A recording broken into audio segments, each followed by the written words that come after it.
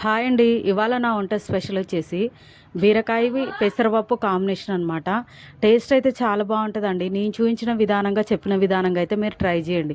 దానికి కావాల్సింది ఒక గిన్నె పెట్టుకోవాలి, తగినంత ఆయిల్ వేసుకోవాలి, జీలకర్ర ఆవాలు మెంతులు వేసుకోవాలండి. అవి మంచిగా వేగిన తర్వాత ఉల్లిపాయ, పచ్చిమిరపకాయలు, కరివేపాకు వేసుకోవాలి. అవి కూడా చక్కగా వేగిన తర్వాత ఆల్రెడీ ఒక గంట ముందే పెసరపప్పు నానబెట్టుకోవాలండి. అట్లయితే మంచిగా ఉడికిపోతుంది అనమాట. నానబెట్టుకున్న పెసరపప్పు, బీరకాయ కట్ చేసుకున్న బీరకాయ ఒకేసారి వేసుకోవాలి. అవి కూడా కాసేపు ఆయిల్లో మగ్గిన తర్వాత ఉల్లిపాయలతో పాటు అప్పుడు టేస్ట్‌కి సరిపడా ఉప్పు, పసుపు, కారం వేసుకోవాలండి. అవన్నీ వేసుకొని చక్కగా మంచిగా వేయించుకొని మూత పెట్టుకున్న తర్వాత మనకు తగినన్ని వాటర్ వేసుకోవాలన్నమాట. ఎక్కువ వేసుకోకూడదండి. పప్పుచారులాగా కాకుండా కొద్దిగా గట్టిగా పప్పు టైప్ చేసుకోవాలన్నమాట. టేస్ట్ చాలా బాగుంటుందండి. జొన్న రొట్టె అయినా, చపాతీ అయినా, రైస్‌కైనా దేనికైనా బాగుంటుందన్నమాట. చూస్తున్నారు కదండీ! నేను చెప్పిన విధానంగా అయితే మీరు ఖచ్చితంగా ఈ యొక్క పప్పు అయితే ట్రై చేయండి. టేస్ట్ బాగుంటుంది. నా ఛానల్ ఫాలో అవుతూ ఉండండి.